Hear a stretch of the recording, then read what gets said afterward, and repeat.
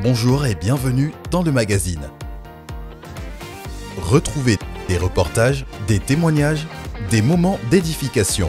Tout de suite, c'est ICC Le Mag.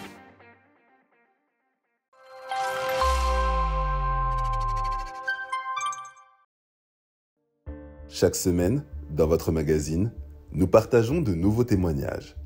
Et aujourd'hui, découvrons pourquoi il est important d'appartenir à une famille spirituelle au travers du témoignage de Lydie.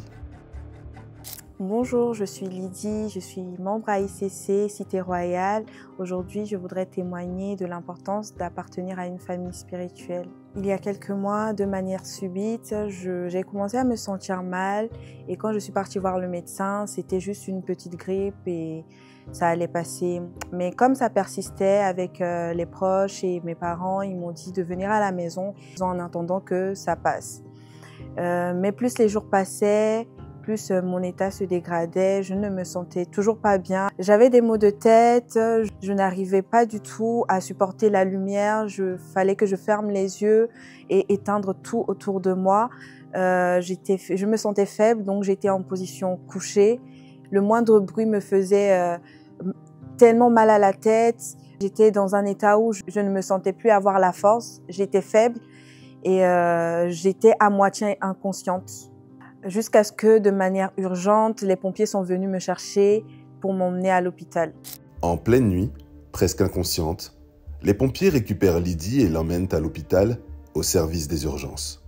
Une situation alarmante qui n'a cessé de se dégrader au fur et à mesure des heures.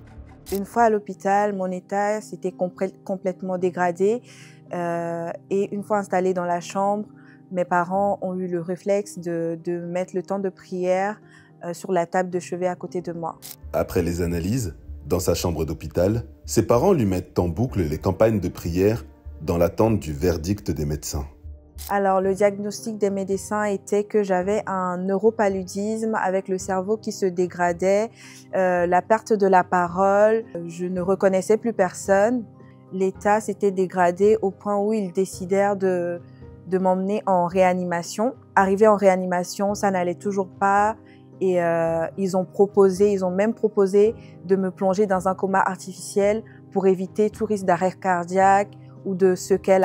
Imaginez-vous, en moins de 24 heures, Lydie est passée d'un état grippal bénin à une incapacité totale en chambre de réanimation d'hôpital. Mais cela, c'était sans compter la mobilisation de ses frères et sœurs de son église locale.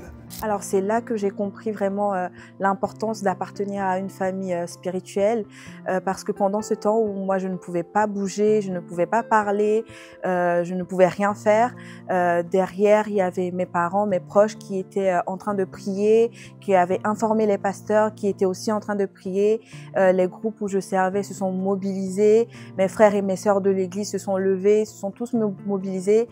On créé une chaîne de prière pour me soutenir et me porter dans la prière.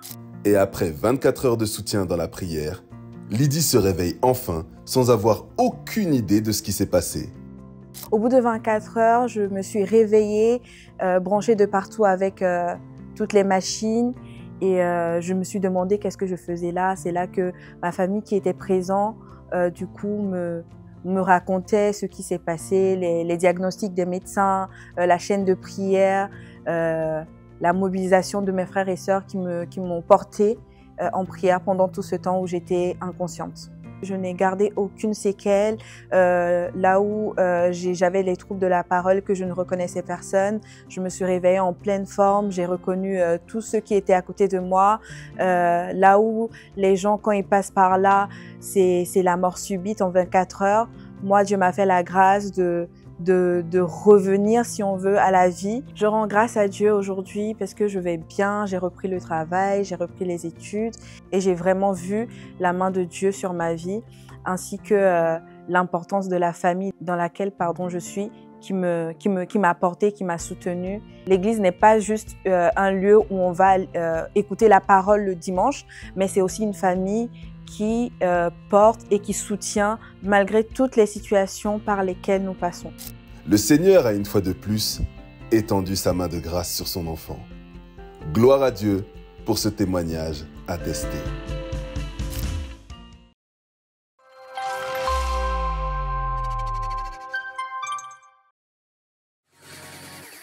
Vous avez connu Impact Finance?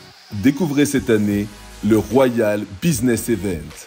Le Royal Business Event, c'est le rassemblement annuel des modèles et des apprenants dans les domaines de l'entrepreneuriat et la finance, la carrière professionnelle et la culture. Avec des intervenants de qualité tels que Serge Azebazé, CEO de Activa Europe, Christian Saboukoulou, fondateur de la plateforme Une vie différente, Juliana Hondo, fondatrice de Productive Life, Jean-Claude Chipama, fondateur de la Chipama Academy, et Régis Bamba, cofondateur de la FinTech Jamo. Rendez-vous le samedi 11 mai à partir de 10h à la Cité Royale à Croissy-Beaubourg.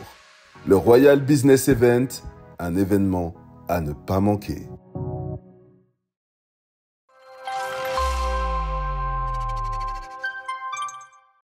Voilà, c'est tout pour cette semaine. Nous vous donnons rendez-vous la semaine prochaine et nous vous souhaitons un excellent culte.